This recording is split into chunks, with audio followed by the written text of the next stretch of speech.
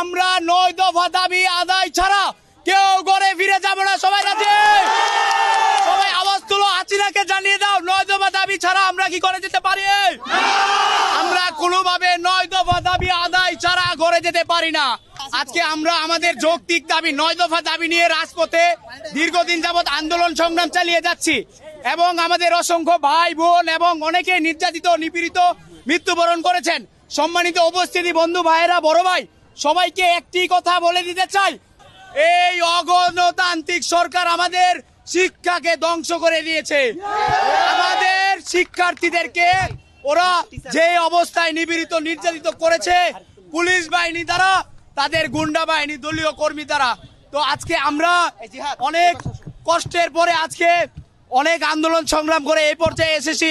ইনশাল্লাহ আমাদের দাবি আদায় ছাড়া আমরা ঘরে যাব না। আপনারা সবাই জানেন আমরা আজকে